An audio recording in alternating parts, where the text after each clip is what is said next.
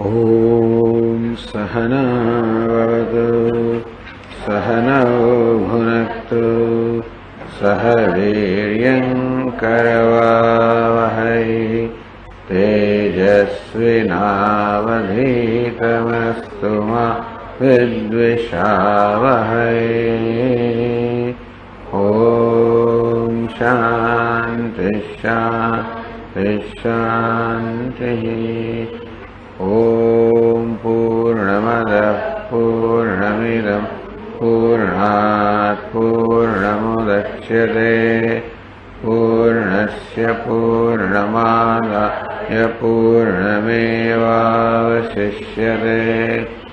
ॐ शान्ति शान्ति शान्तिः। श्रुतिस्मृतिपुराणानाम् आलयं करुणालयं नमामि भगवत्पादं शङ्करं लोकशङ्करं शङ्करं शङ्कराचार्यं केशवं बादरायणं सूत्रभाष्यकृतौ वन्दे भगवन्तौ पुनः पुनः। ईश्वरो गुरुरात्मेति मूर्तिभेदविभागिने व्योमवद्व्याप्तदेहाय दक्षिणामूर्तये नमः। नमः श्री शंकरानंद गुरुपादाम्बुजन्मने सविलास महामोह ग्राहग्रासैक कर्मणे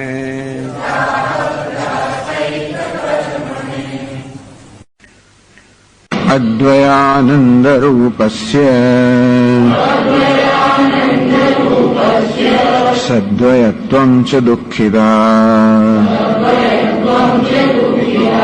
बन्धः प्रोक्तः स्वरूपेण स्थितिर्मुक्तिरितीर्यते। अविचारकृतो बन्धः विचारेण निवर्तते। तस्माज्जीवपरात्मानौ सर्वदैव विचारयेत्। अहमित्यभिमन्तायः कर्तासौ तस्य साधनम् मनस्तस्य क्रिये अन्तः बहिर्वृत्तिक्रमोत्थिते। अन्तर्मुखाहमित्येषा वृत्तिः कर्तारमुल्लिखेत्। बहिर्मुखेदमित्येषा बाह्यं वस्त्विदमुल्लिखेत्।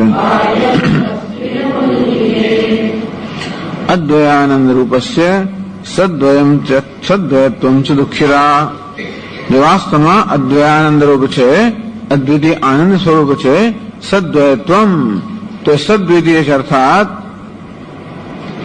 आत्मा અને અનાત્મા કે દ્રષ્ટા અને દૃશ્ય હું અને જગત હું અને બીજો આત્મા આ પ્રકારનો જે દ્વૈત છે તો દ્વિતીય આનંદ સ્વરૂપ પરમાત્મા આ પ્રકારે આવા દ્વૈત કે ભેદભાવ એમાં ભેદભાવનો અનુભવ કરવો અથવા ભેદભાવ હોવો ભેદભાવને માનવો દુઃખિતા એને કારણે દુઃખી થવું એ દુઃખી હોવા પણ બંધ પ્રોક્ત તો દુઃખનું કારણ છે સદ્વિતીયત્વમ એટલે સદ્વયત્વમ महाराज अन्य कहीं से द्वितीयाद्वय भयम भवति द्वैत अर्थात अन्य बी कोई होय तो हमेशा भय એટલે કે દુઃખનું કારણ છે અને સદ્વયત્વમ હું એક છું અને મારા છે અન્ય કઈ છે એ પ્રકારનો જે ભેદભાવ છે જેને કારણે જે અન્યમાં છે એ મારામાં નથી, જે હું છું એ અન્ય નથી, એમ કરીને અન્યોન્ય જે છે આપણો અભાવ ત્યાં જે છે એ મારામાં નથી, મારામાં છે એ ત્યાં નથી, એને કારણે મને ઉણપ ચાલે, એને કારણે દુઃખ છે. તો જયારે આવો ભેદભાવ હોય ત્યારે પ્રત્યેક વસ્તુ એકબીજાને મર્યાદિત કરતી હોય છે. આ જ દુઃખ જન્મ આવે. શું મર્યાદા પાણી લાગણી એટલે દુઃખ, દુઃખ્યતા બંધ પ્રોક્ત. આને બંધ કહેવા, બંધ આથી વધારે કઈ નથી. સ્વરૂપ સ્થિતિ મુક્તિ તેથી પોતાના અદ્વયાનંદ સ્વરૂપમાં અવસ્થિતિ એનું નામ જ મુક્તિ છે. અવિચાર કરતો બંધ વિચારેણ નિવર્તતે. આ રીતે જ્યાં સુધી પોતાના દુઃખિતા દુઃખીપણા વિશે વિચાર ન કર્યો હોય, જ્યાં સુધી સદ્વૈત્વમ આ દ્વૈત કે ભેદભાવ વિશે વિચાર ન કર્યો હોય ત્યાં સુધી એ છે એને સત્ય માની લેવામાં આવે છે. એટલે મિથ્યા વસ્તુ પણ જ્યાં સુધી એના સ્વરૂપ વિશે વિચાર ન થાય ત્યાં સુધી એ સત્ય હોવાનો દાવો કરતી હોય છે. એનું નામ છે માયા. જે વાસ્તવ મિથ્યા છે એને સત્ય હોય એ પ્રકારનો આભાસ ઉત્પન્ન કરવાનું નામ માયા. અને આ રીતે માયા પણ દ્વૈત ભાવ સાચો છે એ પ્રકારનો ભ્રમ ઉત્પન્ન કરે છે. મારું દુઃખીપણું કર્તૃત્વ ભોગત્વ સાચું છે એ પ્રકારનો ખ્યાલ ઉત્પન્ન કરે છે. અને તેથી જે શોક અને મોહ હું અનુભવી રહ્યો છું એના વિશે, એના કારણ વિશે વિચાર ન કરવામાં આવે ત્યાં સુધી બંધ.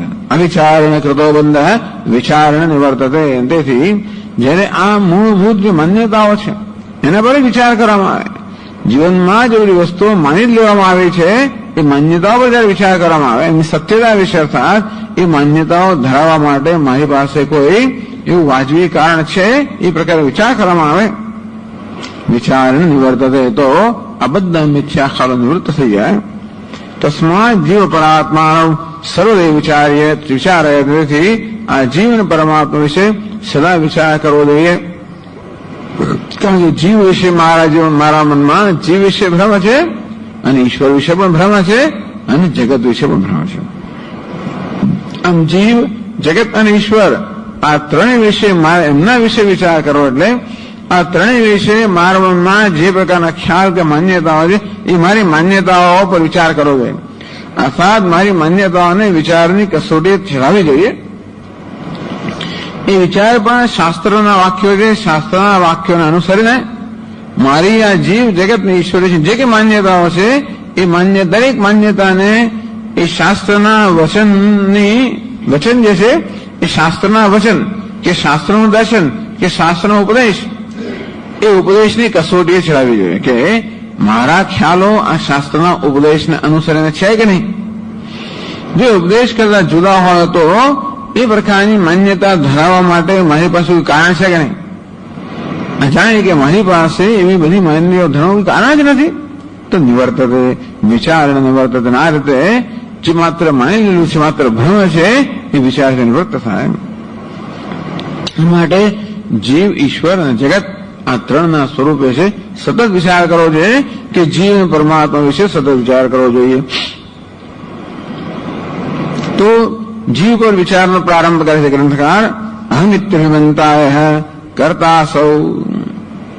તો અહમિત્યભિમંતા, અહમ એટલે હું એ પ્રકારનો અભિમાન ધરાવનાર, અસૌ કરતા, આ વાસ્તવમાં કરતા ભોગતા છે.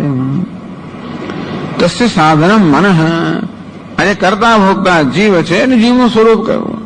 કરતા અને ભોગતા એ પ્રકારનો ખ્યાલ ધરાવનાર છે જીવ. એને અહંકારમાં કહેવાય તો કરતા ભોગતામાં કહેવાય. તસ્ય સાધનમ, તો કર્તૃત્વ ભોક્તૃત્વ આ બધું જે પોતાનું સ્વરૂપ છે તો એને માટે પોતાના કર્તૃત્વ એટલે કર્તાપણા જે છે એ કર્તાપણાને વ્યક્ત કરવા માટે કંઈક સાધન જોઈએ, પોતાના ભોગતાપણાનો અનુભવ કરવાનો કંઈક સાધન જોઈએ. તસ્ય સાધનમ મનઃ, તો મન એના માટેનું સાધન છે. તસ્ય ક્રિયે, આ મનની શું પ્રવૃત્તિ છે? અંતર બહિર્વૃત્તિ ક્રમોચ્છતે, એક પછી એક ઉઠનારી અંતર્વૃત્તિ અને બહિર્વૃત્તિ. બસ એટલે કે બહારના વિષયોને વિષય કરનારી વૃત્તિ અને અંદર જે આત્મા છે, અહંકાર છે, એને વિષય કરનારી વૃત્તિ. એ જ કહ્યું અંતર્મુખા અહમિતિ એષા વૃત્તિ કર્તારમ લેખે. અહમિતિ એષા અંતર્મુખા વૃત્તિ. હું આ પ્રકારની જે અંતરંગ વૃત્તિ છે કર્તારમ લખે, જે કર્તા ભોગતા જીવ છે એ જીવને વિષય કરનારી છે. ટૂંકમાં અહમ વૃત્તિ જે છે એ જીવ સંબંધિત, જીવ એનો વિષય છે. અંતેથી એટલે જીવનું શું સ્વરૂપ છે એનો તરત આપણને ખ્યાલ આવે. અહમ વૃત્તિ તરફ આપણે જયારે નજર કરીએ ખબર પડે કે આ જીવનું શું સ્વરૂપ છે. ત્યારે કર્તા ભોગતા સુખી દુઃખી વગેરે જે ખ્યાલો આ છે જીવ, એટલે અહમ વૃત્તિનો વિષય છે. બહિર્મુખાય નિત્યેશા બાહ્યમ વસ્તુદમ લેખે. બહિર્મુખ વૃત્તિ છે એ મનની છે. આ મનની બે વૃત્તિઓ કહી, અંતર્મુખ અને બહિર્મુખ. અહમ વૃત્તિ ઇદમ વૃત્તિ. અહમ વૃત્તિનો વિષય જીવાત્મા, ઇદમ વૃત્તિનો વિષય છે આ જગત. બાહ્યમ દેહાત બહિર્વર્તમાનમ ઇદંતયા નિર્દેશ્યમાનમ. તો આ હું એટલે કે આ દેહ સુધીની મર્યાદા હું કહેતો હોઉં છું, એની બહારના જે વિષયો વચ્ચે આપણે આ એટલે ઇદમ કહીએ છીએ. ઇદંતયા નિર્દેશ્યમાનમ. ઇદમ એ પ્રકારે નિર્દેશ થાય છે એ બધા વિષયોનો, એ બધા પદાર્થો છે એ આ બહિર્મુખા અર્થાત ઇદમ વૃત્તિનો વિષય છે. હવે આગળ કહે છે 8મા શ્લોકથી એક પ્રશ્ન કર્યો.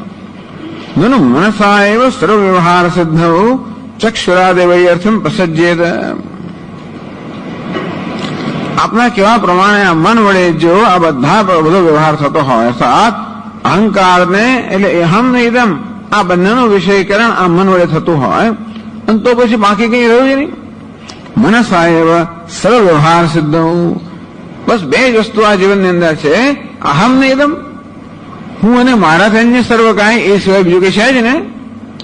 તો આ મન છે બંને, આ બંને વિષયોને તો વિષયીકરણ કરે જ છે. અહમ વૃત્તિ છે એ અહમનું વિષયીકરણ કરે, અહમનું જ્ઞાન આપે. ઇદમ વૃત્તિ છે એ ઇદમ એટલે જગતના વિષયનું જ્ઞાન આપે. તો બસ એનો અર્થ એ થયો કે આપણા મન વડે જ બધો વ્યવહાર સિદ્ધ થાય છે. એટલે કે જે કે વ્યવહાર થાય છે કરવા માટે મનથી બીજા કશાય વધારે જરૂર નથી, તો ઇન્દ્રિયોની શી જરૂર. ચક્ષુરાદેવૈયર્થમ પ્રસજ્યેત. આપના કહેવા પ્રમાણે મનથી જ બધો વ્યવહાર થતો હોય તો પછી આ ઇન્દ્રિયોની આવશ્યકતા શું? ભગવાન આપણને જ્ઞાનેન્દ્રિયો આપેલી છે એને શું કરવાની? વૈયર્થમ પ્રસજ્યેત ઇતિ આશંકા. આ શંકાનો ઉત્તર 8મા શ્લોકમાં આપે છે. એટલે ભગવાને આપ્યું છે એટલે કે કારણ હોવું જોઈએ. એમને ભગવાન આપે નહીં, સર્વજ્ઞ છે ને. સર્વજ્ઞ હોવાને કારણે કઈ વસ્તુ ક્યાં હોવી જોઈએ, ક્યારે હોવી જોઈએ, કેવી હોવી જોઈએ, આ બધાનું કે કારણ હોવું જોઈએ. કોઈ પ્રયોજન વગરની નિષ્પ્રયોજન કોઈ વસ્તુ જગતમાં હોઈ ના શકે. તો આવી સરસ જ્ઞાનેન્દ્ર આપણને આપી છે અને આપના કહેવા પ્રમાણે મન વડે જ બધો વ્યવહાર થતો હોય તો જ્ઞાનેન્દ્રનો ઉપયોગ શું? એટલે મનથી જ જગતના વિષયનું જ્ઞાન પ્રાપ્ત થતું હોય તો જ્ઞાનેન્દ્રની જરૂર શું? તો કહે છે ઇદમો એ વિશેષા સ્યુઃ ગંધરૂપરસાદઃ અસાંકર્યેણ તાન વિદ્યાદ ઘ્રાણાદીન્દ્રિય પંચકમ.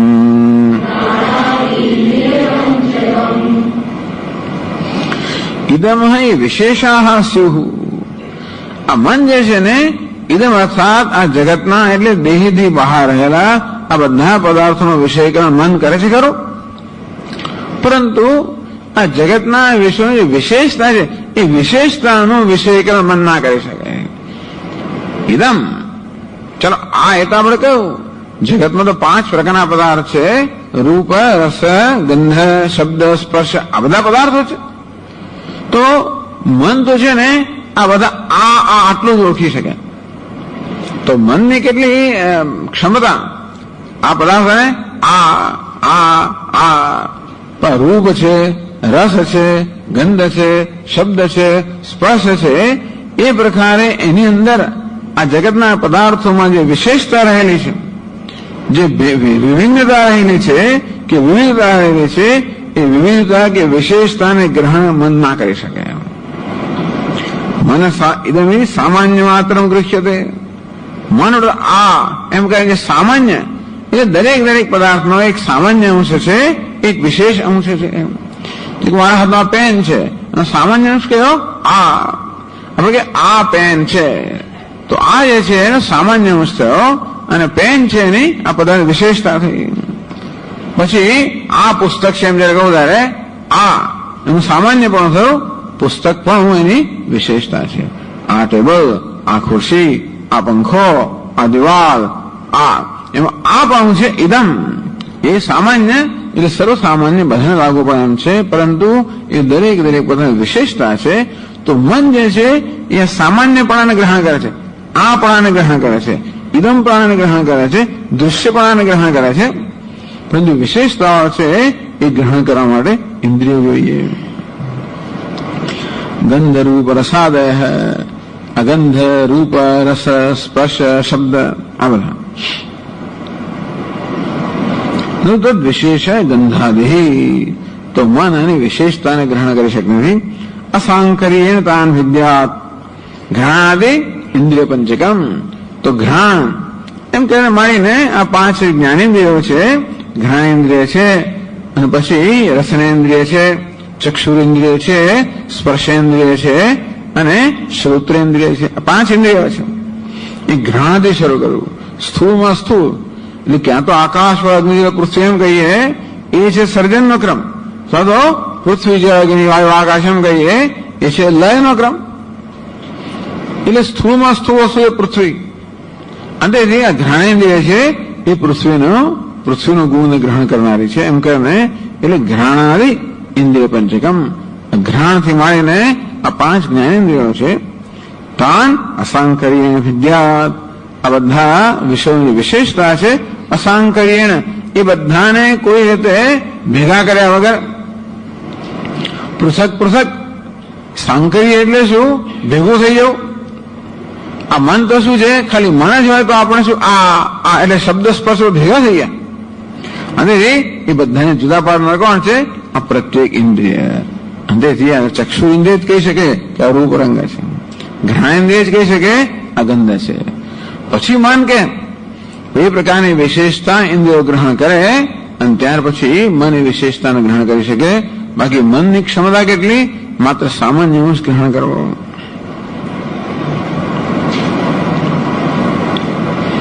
વિદ્યા ગૃહણીયાત, આ 5 જ્ઞાનેન્દ્રિયો છે એ બધા વિષયની જે વિશેષતાઓ છે એને પૃથક જુદી ગ્રહણ કરી શકે છે. તેથી આ જ્ઞાનેન્દ્રિયોનો ઉપયોગ છે વ્યવહાર માટે, જ્ઞાનેન્દ્રિયનો ઉપયોગ છે. આ તો આ ચર્ચા એવું છે ને કે પ્રશ્ન કરે ને, ક્યારેક એવો પ્રશ્ન કરવામાં આવે કે મનની શી જરૂર છે, એવો પ્રશ્ન કરે.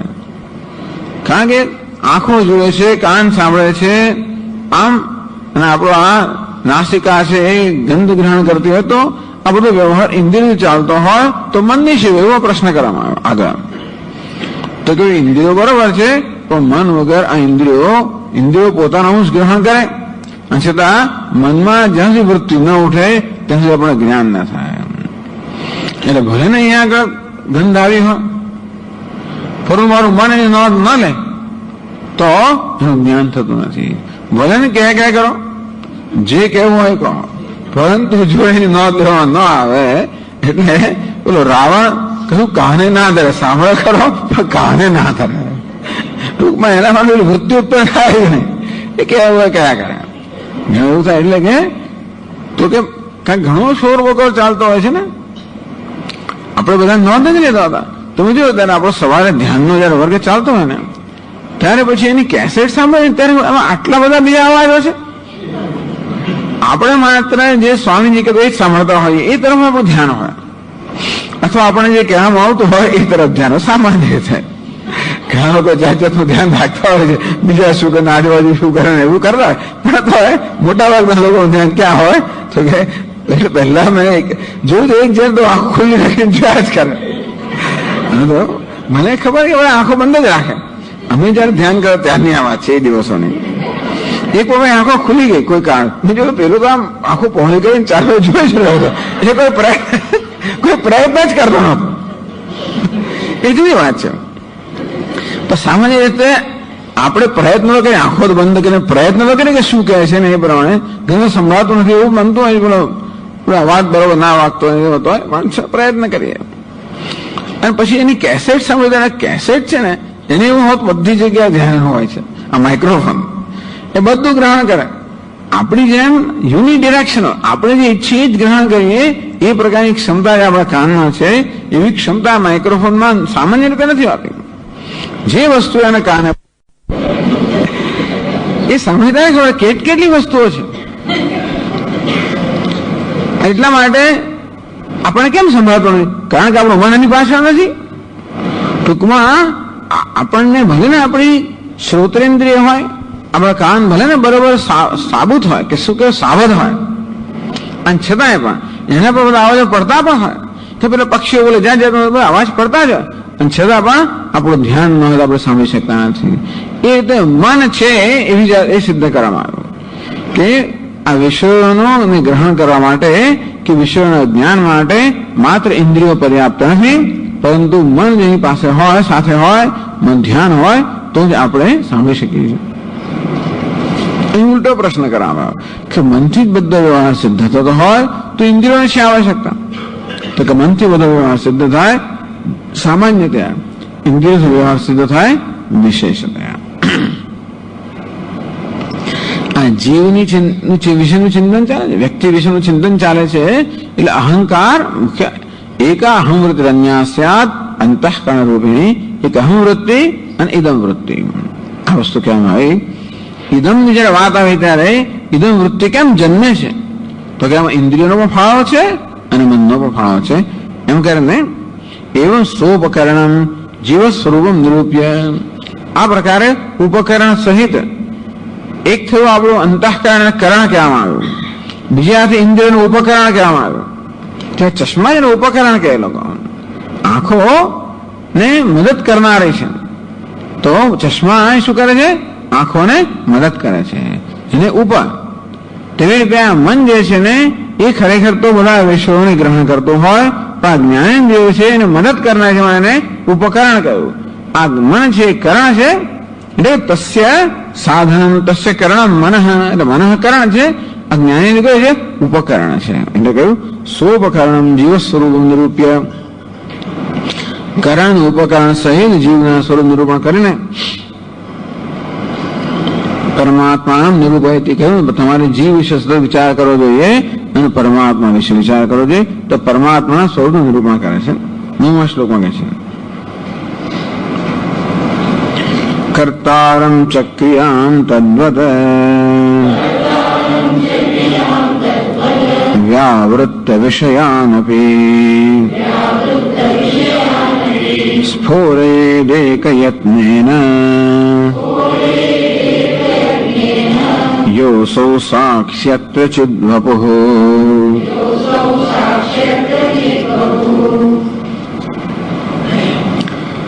કર્તારમ છે, ક્રિયામ છે, તદ્વત વ્યાવૃત્ત વિષયાનપી.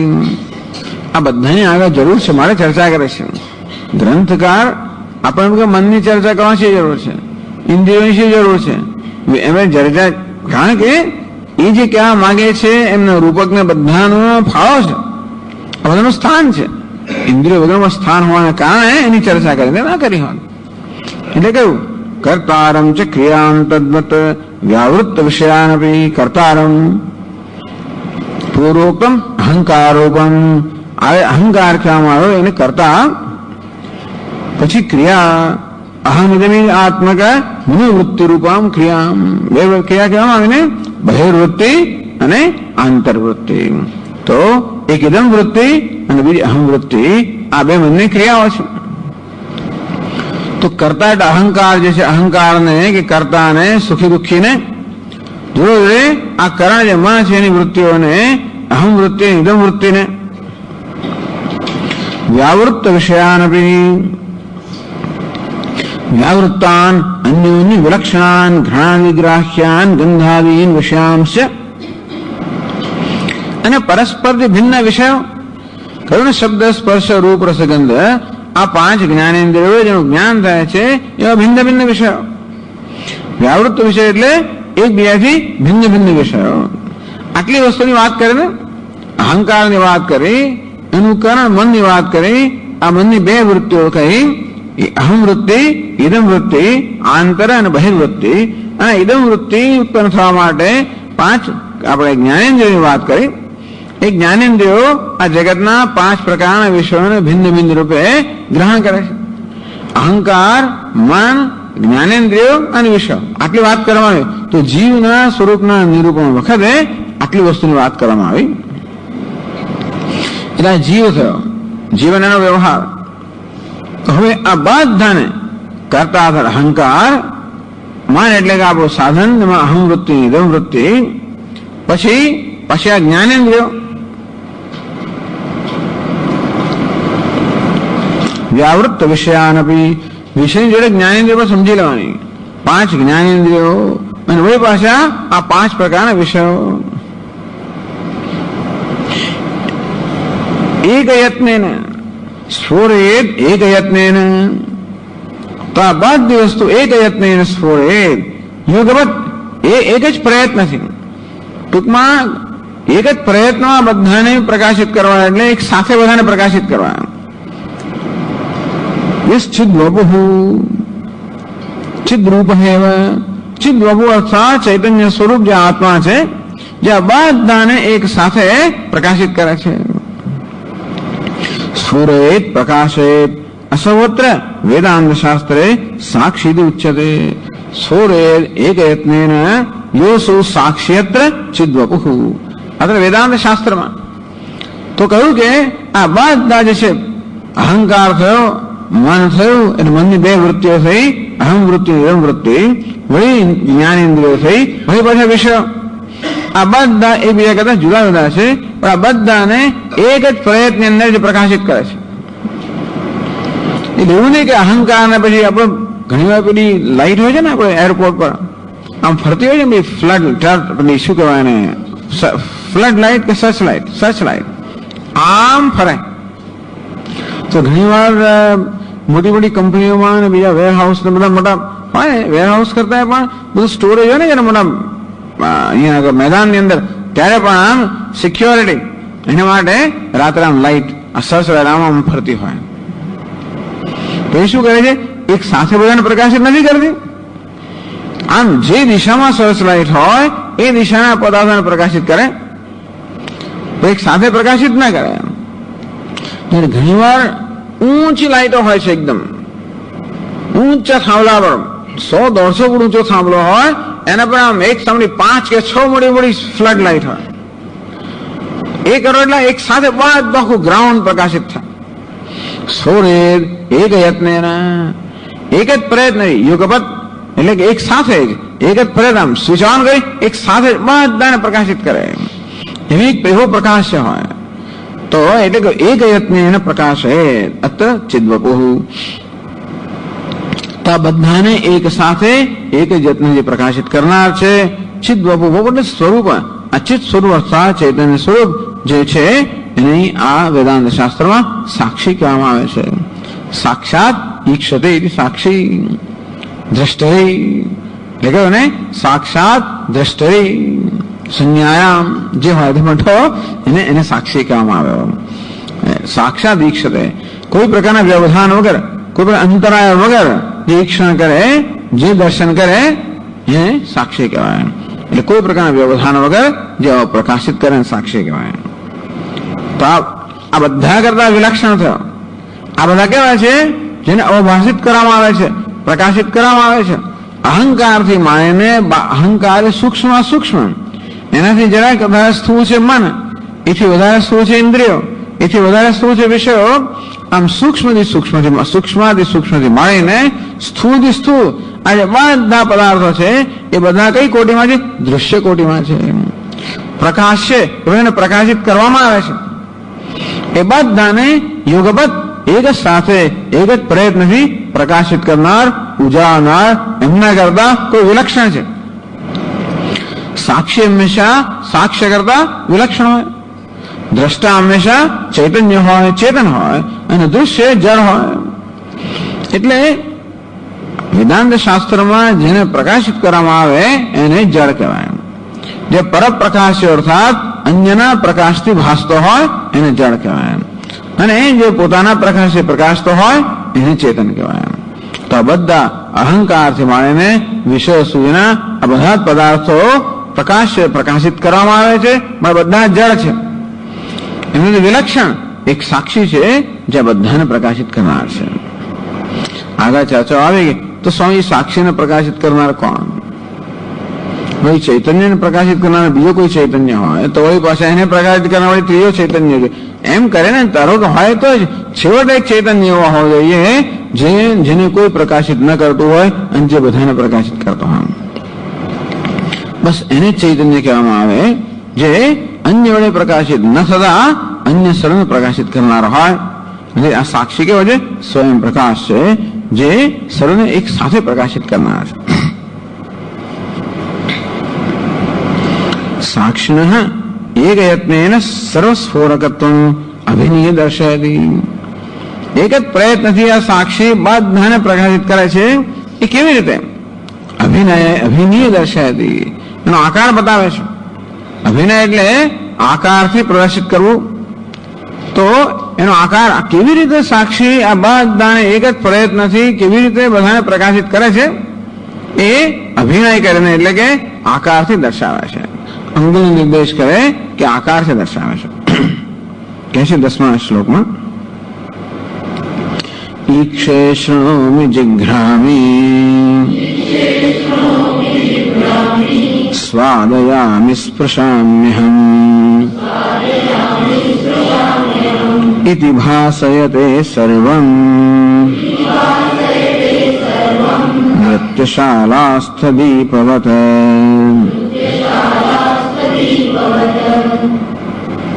ઈક્ષે શૃણોમિ જિઘ્રામી. ઈક્ષે આમ કહીએ પણ અહમ ઇદમ ઈક્ષે, અહમ રૂપમ ઈક્ષે, રૂપમ અહમ પશ્યામી. હું આ રૂપને જોઉં છું કે આ રંગને જોઉં છું. હવે જયારે કહીએ ને હું આ ઘડાને જોઉં છું, આપણે જયારે ઘડાને જોઈએ ને આંખોથી ત્યારે ખરેખર ઘણા રૂપને જોઈએ, ઘણા રંગને જોતા હોઈએ છીએ. આપણે કહીએ ઘડાને જોઈ પણ માત્ર આંખો તો માત્ર આ રંગને જ પ્રકાશિત કરે, બીજું કઈ આંખો જોઈ ના શકે.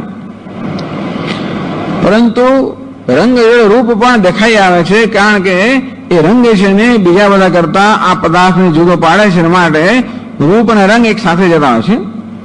આમ રૂપ અને રંગને આંખો પ્રકાશિત કરે.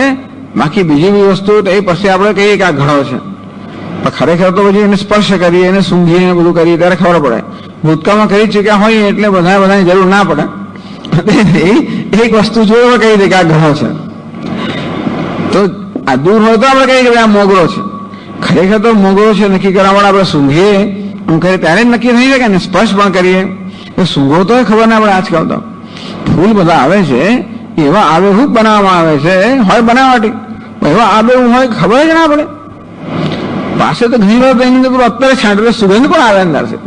એ તો છેવટે અડકો ત્યારે ખબર પડે કે નહીં આનો સ્પર્શ તો એવો એવું એટલો જયારે કઠોર સ્પર્શ આપણે લાગે એટલે એટલો બધો કોમળ ના હોય એમ ફૂલ જેવો. એવો બનાવે એ લોકો તો રેશમના બનાવે, જાત જાતના બનાવતા હોય છે ને. એટલે તો સૂંઘવું જાત જાતનું કરવું પડે. કોઈ ના હોય ત્યારે જોઈ લે હવે કેવું છે. ઘણી વાર એટલું બધું આ લોકો આબેહૂબ બનાવતા હોય છે. કહેવાનો ભાવ છે કે આપણી એક ઇન્દ્રિય છે એ પદાર્થના એક જ અંશને ગ્રહણ કરી શકતી હોય છે. તેથી બધી ઇન્દ્રિયોથી જે માહિતી હોય એ બધી માહિતીનું પછી બધાનું ભેગું કરે અને પછી મન નક્કી કરે કે આ મોગરો છે, સાચો મોગરો છે વગેરે. આમ આપણે તો પેલા સફરજન જોઈએ, આપણી જીભ છે એનો સ્વાદ લે, પછી આપણો હાથ છે એને સ્પર્શ કરે.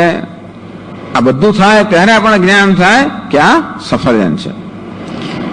એટલે આંખોથી આપણે જોઈએ કે આ ઘડો જોઉં છું, હું આ ઘડો જોઉં છું એમ જયારે કહીએ, એવું કહીએ જ જોઉં છું કહીએ ત્યારે પણ એમાં ત્રણેય વસ્તુ આવી જ જાય. હું પણ ત્યાં અધ્યાહાર છે જ. બોલે હું જોઉં છું એમ ના કહીએ પણ ઘડાને જોઉં છું એમ કહેતો જોનાર હું જે છું એ અધ્યાહાર છે જ. હું ઘડો જોઉં છું, હું પ્રવચન સાંભળું છું, હું આ વસ્તુને સ્પર્શ કરું છું, જે હોય તેમ. હું આ પુષ્પને સૂંઘું છું, હું આ પુષ્પને સ્પર્શ કરું છું. આ પ્રકારે હું આપણે કહેતા હોઈએ ત્યારે એમાં ત્રણ વસ્તુ આવી ગઈ. હું પુષ્પને સ્પર્શ કરું છું, એમાં હું પણ આવ્યો, પુષ્પ પણ આવ્યું અને સ્પર્શ કરવાની ક્રિયા પણ આવી. હું ઘડો જોઉં છું, હું પણ આવ્યો, ઘડો પણ આવ્યો અને જોઉં છું પણ આવ્યું. હું કોણ છે? અહંકાર. ઘડો કોણ છે? તો વિષય. અને જોઉં છું કોણ છે? આ મનની ક્રિયા, બાહ્ય ક્રિયા. એટલે એક સાથે આ બધી વસ્તુ પ્રકાશિત થઈને તો જ પણ આ પ્રકારનું જ્ઞાન થાય. નહીં તો પછી પેલા સર્ચ લાઇટની જેમ ખાલી હુંને પ્રકાશિત કરે અને પછી ઇન્દ્રિયને પ્રકાશિત કરે અને પછી પેલા ઘડાને પ્રકાશિત કરે તો એક સાથે આ જ્ઞાન ન થાય આપણને. ઘડો ખરા પણ હું જોઉં છું. આપણે માત્ર ઘડો જોઈ છે ને, હું ઘડાને જોઉં છું. એ પ્રકારનો કદાચ આપણે વાક્ય ના બોલીએ, એવો શબ્દ પ્રયોગ ના કરીએ તો પણ ઘડાને જોઈએ ત્યારે હું ઘડાને જોઉં છું, આ પ્રકારનો ખ્યાલ તો હોય જ છે મનમાં. ટૂંકમાં આ ઘડો એ જોવાનો વિષય છે, હું એ ઘડાનો જોનાર છું અને ઘડાને જોવાની ક્રિયા થઈ રહી છે. આ ત્રણ વસ્તુનો એક સાથે ખ્યાલ આપણને હોય છે. હું ઘડો જોયું છે એમ જયારે કહીએ ત્યારે ઘડાનો, એ ઘડાને જોનારનો અને જોવાની ક્રિયાનો, આ ત્રણ વસ્તુનો એક સાથે ખ્યાલ હોય છે આપણને. એક સાથે ખ્યાલ ક્યારે હોય? એ ત્રણને એક સાથે પ્રકાશિત કરવામાં આવ્યા હોય ત્યારે. એક છે રૂપમહમ પશ્યામી, અહમ રૂપમ પશ્યામી. હું આ રૂપને જોઉં છું, હું આ રંગને જોઉં છું. इदेवं द्रष्टु दर्शन दृश्य लक्षणानां त्रिपुटीं लक्षणां त्रिपुटीं एक यत्नेन भासे. દ્રષ્ટા, દર્શન અને દૃશ્ય. હું ઘડો જોઉં છું, હું દ્રષ્ટા, ઘડો દૃશ્ય, જોઉં છું દર્શન. આ દ્રષ્ટા, દર્શન અને દૃશ્ય ત્રિપુટી. આમ દરેક વ્યવહાર ત્રિપુટી હોય. શૃણોમી, હું શબ્દ સાંભળું છું, દ્રષ્ટા, દૃશ્ય, દર્શન. જિઘ્રામી, ખાદયામી, સ્પૃશામી, આ પ્રકારનો આપણે મનોરથના કરી શકીએ તો આટલી એક્સરસાઇઝ. ઇત્યાદિ યોજ્યમ એવમ શૃણોમી ઇત્યાદિ યોજ્યમ. આ પ્રકારે બીજામાં પણ આ પ્રકારે યોજના કરવી જોઈએ. અહમિદમ જિઘ્રામી, અહમિદમ શૃણોમી, અહમિદમ ખાદયામી, અહમિદમ સ્પૃશામી વગેરે. તો આ દરેકમાં કર્તા, કર્મ અને ક્રિયા. દ્રષ્ટા, દૃશ્ય અને દર્શન. શ્રોતા, શ્રોતવ્ય, શ્રવણમ. ઘ્રાતા, ઘ્રાતવ્ય, ઘ્રાણમ. સ્પર્ષ્ટા, સ્પર્શવ્યમ, સ્પર્શ, સ્પષ્ટવ્યમ અને સ્પર્શ. આ બધી વસ્તુઓ આ ત્રિપુટી એક સાથે સ્ફોરિત, એક સાથે પ્રકાશિત થતી હોય છે. આમ દરેક વ્યવહાર આપણો થતો હોય છે. એ દરેક વ્યવહારમાં આ ત્રિપુટી રહેલી છે તો જ વ્યવહાર પૂરો થાય, નહીં તો વ્યવહાર પૂરો ના થાય. દ્રષ્ટા, દૃશ્ય, દર્શન આ ત્રણ હોય તો જ આપણો વ્યવહાર પૂરો થાય. દૃશ્ય પણ હોય, દ્રષ્ટા પણ હોય તો દર્શન ના થાય તો. એટલે મારી સમક્ષ પદાર્થ પણ હોય, હું પણ આવું, પછી પેલી વૃત્તિ ના જન્મે તો એ વ્યવહાર પૂરો ના થયો. હું જોઉં છું એમ કહી જ ના શકું. અને આ પદાર્થ હું જોનારો ન હતો પણ વ્યવહાર પૂરો ના થાય. હું જોનારો પદાર્થ ના હોય તો વ્યવહાર પૂરો ના થાય. અને હું ને પદાર્થ પણ હોય પછી વૃત્તિ ના જન્મે તો વ્યવહાર પૂરો ના થાય. દરેક વ્યવહારમાં આ ત્રિપુટી રહેલી જાય છે અને તો જ વ્યવહાર થાય. દરેક વ્યવહાર બતાવે છે કે આ ત્રિપુટીનું એક સાથે આપણને જ્ઞાન હોય છે. અને તેથી આ ત્રિપુટી એક જ યત્નથી પ્રકાશિત કરનાર. ત્રિપુટી એક યત્ન ભાષે, એક જ પ્રયત્નથી આ ત્રણ અંશ છે એને પ્રકાશિત કરે છે.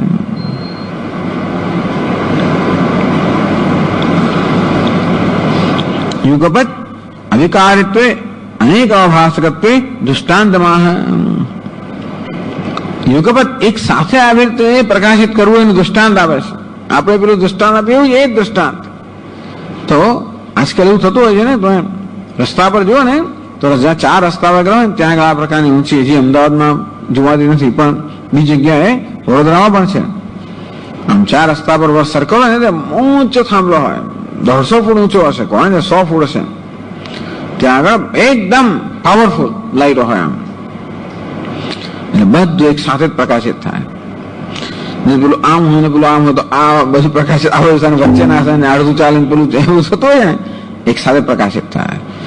એટલે ઊંચું હોવું જોઈએ એકદમ, પછી સાથે સાથે બહુ તેજસ્વી પણ હોવું જોઈએ તો જ આ પ્રકાશિત થાય. એમાં દૃષ્ટાંત આપે છે યોગપદ અવિકારિત્વે અનેક અવભાષકત્વે. એક સાથે અનેક વસ્તુને પ્રકાશિત કરવી અને પ્રકાશક જે છે એમાં કોઈ પ્રકારનો વિકાર ન થવો. આ સાક્ષી જે છે ને એમાં કોઈ વિકાર થતો નથી. બધા વિકારોને પ્રકાશિત કરનાર સાક્ષી સ્વયં કેવો છે? નિર્વિકાર છે. એ સમજાવશે. તો એ દ્રષ્ટાંત આપે છે કે બધાને એક સાથે પ્રકાશિત કરનાર, પરંતુ સ્વયં કોઈ પ્રકારના વિકારને પ્રાપ્ત ન થનાર, આમ સ્વયં નિર્વિકાર રહીને બધા જ વિકારોને એક સાથે પ્રકાશિત કરનાર જે કરવું એ બનો દ્રષ્ટાંત આપે છે. ઇતિ ભાસયતે સર્વમ નૃત્યશાળાસ્થ દીપવત. નૃત્યશાળાસ્થ દીપવત, નૃત્યશાળામાં દીપની જેમ આ બધાને. તો આવી આટલી નૃત્યશાળા હોય એ દિવસોમાં કે બહુ મોટી તો નહીં હોય કદાચ. આવી નૃત્યશાળા આટલી હોય, આ પ્રકારનો એક રંગમંચ હોય, બધા પ્રેક્ષકો બેઠેલા હોય, આગળ કહે છે પછી જેને આખો આ નૃત્ય વગેરેનો કાર્યક્રમ સ્પોન્સર કર્યો હોય એ પછી બેઠેલો હોય માલિક પ્રભુ. એક મોટો ત્યાં આગળ દીવો હોય, આખી નૃત્યશાળાને પ્રકાશિત કરે. નૃત્યશાળા સ્વદીપ વધે. નૃત્યશાળામાં રહેલા દીપકની જેમ એ દીપક એક સાથે બધાને પ્રકાશિત કરે છે અને સ્વયં કોઈ પ્રકારના વિકારને પ્રાપ્ત થતો નથી. એની વડે દ્રષ્ટાંત એટલે આ દ્રષ્ટાંતથી સમજાવે છે. દ્રષ્ટાંત સ્પષ્ટ હતી, આ દ્રષ્ટાંતને સ્પષ્ટ કરે છે. કહે છે નૃત્યશાળા સ્થિતો દીપ પ્રભુ સભ્યામ સનર્તકીમ દીપયેદ વિશેષેણ તદભાવેપી દીપ્યતે. નૃત્યશાળા સ્થિતો દીપ, નૃત્યશાળામાં રહેલો દીપક. બસ આ શાળા, આ પ્રકારની શાળા, એમાં રહેલો દીપક પ્રભુ સભ્યામ નર્તકીમ. પ્રભુ એટલે માલિક, જેના નૃત્યનું આયોજન કર્યું હોય, તો આ નૃત્યનું આયોજન કરનાર. અને જોડે પછી આપણે આયોજન કર્યું જોડે આપણે સગાવાળા મિત્ર મંડળને બોલાવે ને જોડે. ઘરની અંદર કોઈ પ્રસંગનું આયોજન થતું હોય ત્યારે આપણે બધાને પાછા બોલાવીએ, શોભામાં અભિવૃદ્ધિ કરવા પધારશોજી એમ કહીએ. તેથી બીજા બધા શોભામાં અભિવૃદ્ધિ નહીં પણ જોડે તો એનો આનંદ લેવા પણ આવે. ખાલી શોભામાં અભિવૃદ્ધિ એવું નહીં પણ એનો આનંદ પણ લે. પરંતુ આ નૃત્ય જે વિચાર કર, નૃત્યનો આખો કાર્યક્રમ હોય, એનું આયોજન કરનાર કોઈ પ્રભુ હોય, કોઈ માલિક હોય, અર્થાત કોઈ ધનવાન મનુષ્ય હોય. આજકાલ આપણે નાટક નૃત્યકારને બોલાવવા, સંગીતકારને બોલાવવા કઈ સરળ નથી. આ તો ગાયકો બધા હોય, લાખો રૂપિયા લેતા હોય અને પછી એની જોડે પેલો તબલા વાળો હોય એવો જ લેતો હોય. એટલે બહુ ધનવાન વ્યક્તિ હોય તે આ બધી વસ્તુઓ એને પોસાય, બીજા કોઈ પોસાય નહીં. અંદર કોઈ ધનવાન હોય જેને આ પ્રકારના કાર્યક્રમનું આયોજન કર્યું હોય, નૃત્યનું આયોજન કર્યું હોય, અને નૃત્યકારો બધા પાછા સાધન લઈને આવે જોડે. પછી એમને બહુ મોટું સાધ હોય ને બહુ મોટા વાજિંત્રો ને આ બધું હોય, બધાને લઈને આવે. બધાની વ્યવસ્થા કરવી પડે. બધા એરોપ્લેનમાં આવે ને પછી 5 સ્ટાર હોટલમાં ઉતરે ને પછી ત્યાંથી લઈ આવવા, લાવવા, ખાવું પીવું બધી વ્યવસ્થા કરવી પડે. એમાં એટલા જ પૈસા થાય. તો પાછું મોટો થિયેટર હોય આપણે એને પણ આજે ભાડે લેવું પડે ને બહુ કરવું પડે. આ બધું કરનાર કોણ? પ્રભુ. એટલે કે એક હોય ધનવાન માણસ હોય, એ ધનવાન માણસ કે માલિક હોય, એને આયોજન કર્યું હોય, એનું એક વિશેષ સ્થાન હોય, સ્વાભાવિક છે. એવા સ્થાન હોય બધું બરાબર જોઈ શકે, નજીકથી જોઈ શકે. આને નૃત્ય માટે નજીક હોય તો હાવભાવ બધું બરાબર દેખાય. દૂર હોય તો કદાચ પેલા સૂક્ષ્મ હાવભાવ એટલે ના આપણી નજરમાં ના આવે, કદાચ નોંધ ન લઈ શકીએ. પણ આપણું સમજનારો હોય છે એ તો ખરું. નહીતર પછી સ્વામીજીને જેમ નહીં તો કહે કે ભાઈ તમે બધા ભાઈ ભીમસેન જોશીને બોલાવ્યા ગયા અને 3 કલાક ગયા પછી કે તમારી શું ફરમાય છે? તો કે બિહાર રાગ ગાઓ એમ કરે. બિહાર હાર્ડ અટકાવી હમણાં જ ગાયું. એટલે એવી જાતનું ના થાય. એટલે માની કે આ એક સમજદાર વ્યક્તિ હોય. તો નૃત્યશાળા સ્થિતો દીપ, નૃત્યશાળામાં રહ્યો દીપક છે પ્રભુ. જે આયોજન કર્યું છે એ પ્રભુ. સભ્યાન, હવે સભ્યો છે જેનો સ્વભાવ અભિવૃદ્ધિ કરવા માટે બોલાવેલા છે, અથવા તો આનંદ લેવા માટે બોલાવેલા છે. એટલે આનંદ આપણે હંમેશા જરા વહેંચીએ તો જ આનંદ આવે વધારે. આનંદની વસ્તુ એ છે કે આપણે કોઈને સાથે અમે જોડીએ તો વધારે આનંદ આવે. એવું થતું, સામાન્ય એવું થતું હોય કે જોજો જો આ ચંદ્રનો ઉદય તો જો કેવો સરસ છે, આ ચંદ્રમાં કેવો દેખાય, આમ કોઈ દેખાડે આપણે વધારે આનંદ આવે. જો સ્વામી આ ગીત તમને ખાસ સંભળાવો અને આ રીતે ખાસ કેસેટ લઈ આવે અથવા કે સીડી લઈ આવે અને બધું આયોજન કરે, અથવા પેલી વિડીયો લઈ આવે, આયોજન કરે કે ચાલો. એટલે આ આનંદ વસ્તુ એ છે ને કે આપણે જરા બધી સાથે આપણે વહેંચીએ, બધા ભાગ લે બીજા બધા, તો આપણો વધારે આનંદ થાય. તેથી બધાને એમ ભાગ લેવા માટે નિમંત્રિત કરે, એને સભ્યો કહેવાય. નર્તકી નૃત્ય કરનારી નર્તકી. દીપે અવિશેષેણ ભાવે દીપ્યતે. તો નૃત્ય સામગ્રી જે દીપક છે અવિશેષણ દીપે, આ બધાને કોઈ પ્રકારના વિશેષ વગર અવિશેષણ પ્રભાદી વિષય વિશેષ અવભાસના વૃદ્ધાદિ વિકારમંતરેણ. આ દીવો કોઈ પ્રકારના પક્ષપાત વગર બધાને એક સાથે પ્રકાશિત કરે છે. પેલો ધર્માન છે માટે જરા એના તરફ વધારે હું પ્રકાશ ફેંકું, તેના સભ્યો બરોબર છે, જરૂર નથી પાછા બેઠા ત્યાં પ્રકાશ ન જવા દઉં. આ દીવામાં કોઈ પ્રકારનો એટલે અવિશેષ એટલે કોઈ પ્રકારના વિશેષ વગર પક્ષપાત વગર. તો શું કરે, દીવો અને એક બાજુ વધારે પ્રકાશ ફેંકે, આમ કોઈને ખબર ના પડે, બીજું ઓછો પ્રકાશ ફેંકે ધારો કે, તો આપણે ખબર ના પડે. પણ નહીં, અવિશેષણ દીપે કોઈ પ્રકારના વિશેષ વગર, કોઈ પ્રકારના તારતમ્ય વગર, કોઈ પ્રકારના પક્ષપાત વગર, કોઈ પ્રકારના વિકાર વગર. જો તો દીવામાં વિકાર આવી જાય, તમે જોજો પેલો જે જોતો હોય એમાં વિકાર આવે, વાહ વાહ હા હા એમ થતું હોય સાંભળીએ કે જોઈએ ત્યારે. દીવો પણ એવો થઈ જાય તો કૂદવા મળે, નાચવા મળે, તો કેવો થઈ જાય, એ વિકારી બની જાય. તો પછી બધા વિકારને બરાબર પ્રકાશિત ના કરી શકે, એને પોતે જ આમ હલનચલન નાચવા માંડતો હોય તો આ નૃત્યને બરાબર પ્રકાશિત ના કરી શકે. તો આ બધા હલનચલનને બધી ક્રિયાઓને પ્રકાશિત કરનાર દીવો સ્વયં કેવો છે, નિષ્ક્રિય છે. બધા વિકારોને હાવભાવને પ્રકાશિત કરનાર દીવો કેવો બધું જ પ્રકાશિત કરાય. તો આપણને ખબર હોય કે ના હોય, હોડીઓ બેઠેલા પણ લોકો જ્યાં જ્યાંની વાતો કરતા હોય, જ્યાં જ્યાં બધું કરતા હોય, આ બધું એમને ખબર ન હોય તો પ્રકાશિત થતો હોય છે. જેવી રીતે દીવો છે ને બધાને પ્રકાશિત કરવો. અવિશેષણ મહત્વની વસ્તુ છે, કોઈ પ્રકારના વિશેષ વગર, પક્ષપાત વગર, વૃદ્ધિ કે ક્ષય વગર, વૃદ્ધાદિ વિકારમંતરેણ પ્રભાદિ વિષય વિશેષ અવભાસનાય. પ્રભુ વગેરે જે વિશેષ આ બધા વિષયો છે જુદા, એ બધાને પ્રકાશિત કરવા માટે સ્વયં કોઈ પ્રકારના વિકારને પ્રાપ્ત થયા વગર નિર્વિકારતા બધાને એક સરખી રીતે પ્રકાશિત કરે છે. એટલે દીવાનું દ્રષ્ટાંત આપ્યું. એટલે દીવો તો જળ છે, વિચાર એવું જ કરે ને, નહીતર આપણે ત્યાં બેઠા હોય તો કદાચ આપણે એટલે જેવો ચેતન હોત તો કદાચ એવું ના થયું હોત. દીવામાં પણ ચેતન, એને પણ એક મન હોત તો કદાચ પેલી વાર જોવાનું એક જ બાજુ જોજો કરે, પણ એવું શક્ય બને તો પેલું અંધારું થઈ જાય ને આપણે વધારે પ્રકાશ થઈ જાય બને. પરંતુ એ દીવામાં એવું થતું નથી હોતું. એટલા માટે કે અવિશેષ મહત્વની વસ્તુ છે, કોઈ પ્રકારના વિશેષ વગર. ક્યાં તો જળ હોય જેની કશી લાગણી જ ના હોય, એટલે જે કંઈ કોઈ અનુભવી શકતું જ ના એ હોય, અથવા તો પૂર્ણ હોય. બે વ્યક્તિ આવું કરી શકે. આગળ વાત કરીએ આપણે કે કોઈ પ્રકારના પક્ષપાત વગર કોણ વર્તન કરી શકે, જેનો કોઈ પક્ષ જ નથી, એટલે કે જેને પક્ષની સમજ જ નથી, એટલે જેનામાં કોઈ પ્રકારની લાગણી નથી, કે જેમાં કોઈ પ્રકારની એવી જાતની સંવેદનશીલતા નથી, એ કોઈ પક્ષ ના લે. અથવા તો પૂરેપૂરી સંવેદનશીલતા છે પરંતુ બધા પ્રકારના સંવેદનથી પર છે, એ પણ કોઈ પ્રકારના વિકારને પ્રાપ્ત ના કરે. દીવાનો જે દ્રષ્ટાંત આપ્યો, દીવોને સાક્ષી બધી રીતે એક સમાન નથી, પણ આ અંશમાં સમાન છે. કારણ કે દીપક તો જળ છે, એટલા માટે એનામાં કોઈ પ્રકારની વિકાર નથી. સાક્ષી આ પ્રકારમાં પ્રકાશિત કરે છે, એ કેવું છે, પૂર્ણ છે, માટે વિકારથી રહી છે. એ પણ સમજવાની જરૂર છે. પણ ચાલો, બહુ સુંદર દ્રષ્ટાંત આપ્યું નાટક સ્થાલા દીપ, નૃત્યશાળા સ્થિતો દીપ. કેવી રીતે એ શાળામાં રહેલા બધાને કોઈ પ્રકારના વિશેષ વગર પ્રકાશિત કરે છે.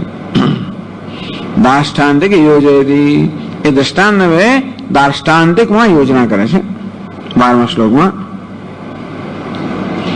અહંકારમ ધિયમ સાક્ષી વિષયાનપી ભાસયેદ અહંકારાદ્ય ભાવેપી સ્વયં ભાત્યેવ પૂર્વવત.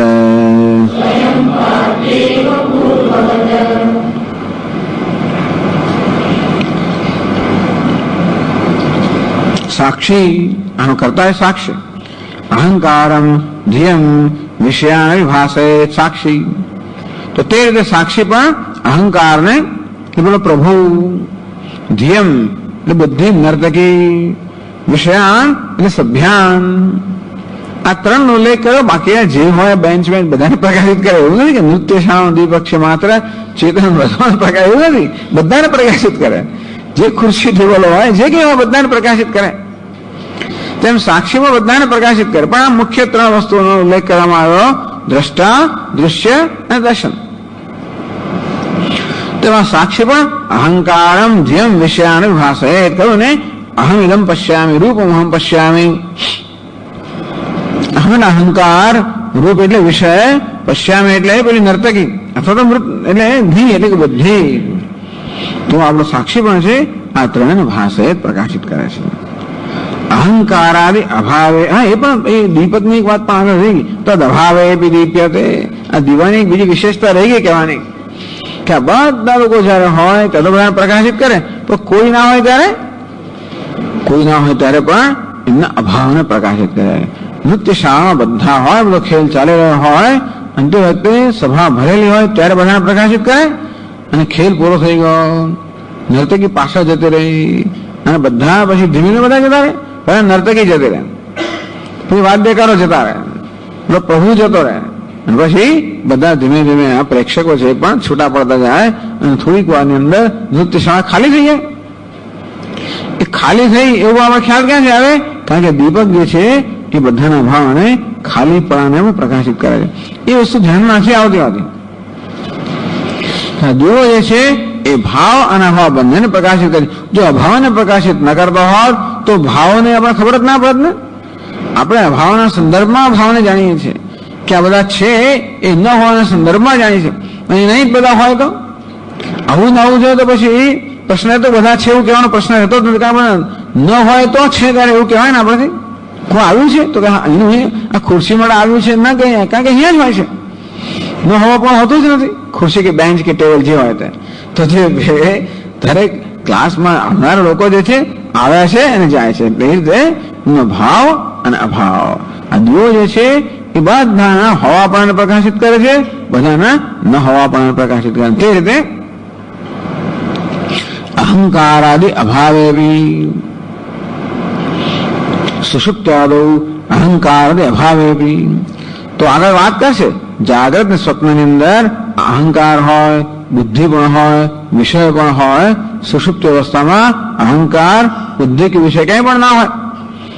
જાગ્રત સ્વપ્નની અંદર આ ત્રિપુટના હોવાપણાને અને સુષુપ્તિમાં એમના અભાવને પણ ભાતિ સ્વયં પૂર્વત અહંકાર ભાવે બી સ્વયં ભાતિ.